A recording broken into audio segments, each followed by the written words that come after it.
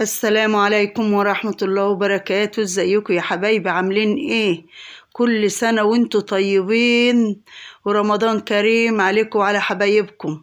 طبعا احنا النهاردة هنعمل بقى الزبادي، ولا يحلى السحور الا معاه الزبادي اللي بيرطب بقى كده على القلب بعد بقى السحور، الفول والحاجات دي اللي بيخلي الواحد كده ايه، لا يحطش ولا يحس بالعطش. بسم الله ما شاء الله. اول حاجة ده كيلو لبن يا حبايبي. اهم حاجة ان احنا نجيب لبن حلو يكون ايه، كامل الدسم، يعني لبن بلدي مش لبن اللي هو ايه في العلب والحاجات دي. ده كيلو لبن. بسم الله ما شاء الله. يعني ده فضيته كده بقى في الحلة ونغليه بقى كده ونشوف بقى نعمل الزبادي الحلو ده ازاي.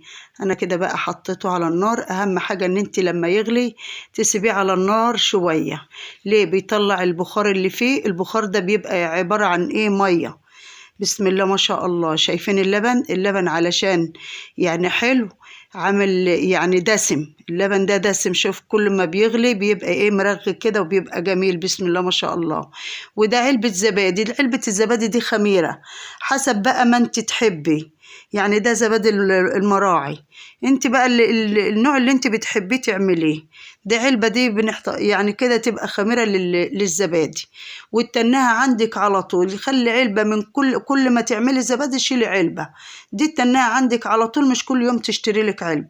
انا طبعا اللبن غلي وسبته بتاع حوالي 5 دقايق كده يغلي على النار، وبعد كده سبته برد. والقشطة بقى اللي اتجمدت يعني اللي بقت على الوش دي انا بشيلها وبضربها بقى مع الزبادي مع معلقتين لبن، علشان ايه، ما تعملش قشرة على وش الزبادي. اهم حاجة ان انت تضربي الزبادي بمعلقتين لبن كده بالوش القشطة اللي بيبقى على وش اللبن، علشان ما يبقاش فيها ايه، تكتلات. اهم حاجة تضربيها كده. لما تضربي اللبن الزبادي كده هيعمل ايه، يبقى ناعم. تيجي تاكل علبة الزبادي تبقى زي اللي بره، ما يبقاش فيها حاجات متكتلة كده. بسم الله ما شاء الله. انا ضربتها كلها كده ونعمتها ودلقتها بقى كده على اللبن. اهم حاجة اللبن يبقى دافئ، يعني يبقى زي دمعة العين، مش يبقى سخن، لا يبقى زي دمعة العين كده، يعني تحط صباعك فيه تستحمليه. بسم الله ما شاء الله. ضربته بقى كله ببعضه كده. اللهم صل على النبي. ربنا يعود عليكم الأيام بخير يا رب، ورمضان كريم عليكم وعلى حبايبكم. وفضيته بقى في الكوبايات كده زي ما انتوا شايفين. اللهم صل على النبي. ولا نشتري بقى علبة ب5 جنيه ولا ب6 جنيه. ليه؟ لأن العلبة فيها معلقتين كده فيها معلقتين زبادي ما يكفوش حد. طب واحنا ليه؟ طب ما احنا نجيب كيلو لبن وعلبة زبادي خميرة هتنها معانا. كل ما نعمل زبادي نشيل علبة، كل ما نعمل زبادي نخلي علبة ايه للخميرة. الكيلو لبن عمل لنا 9 كوبايات. بسم الله ما شاء الله. نوفرنا فيهم دي 20 جنيه.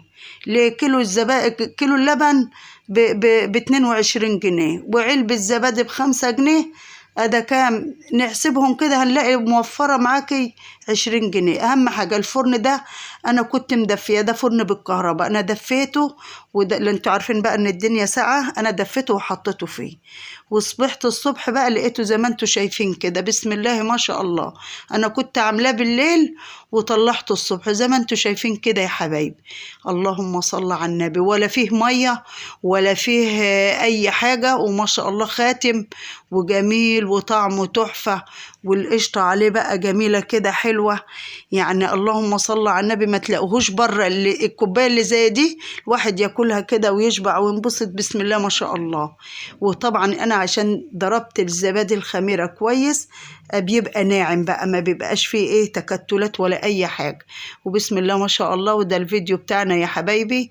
ما تنسوناش بالاشتراك واللايك وفعلوا الجرس علشان يوصل لكم كل جديد. السلام عليكم.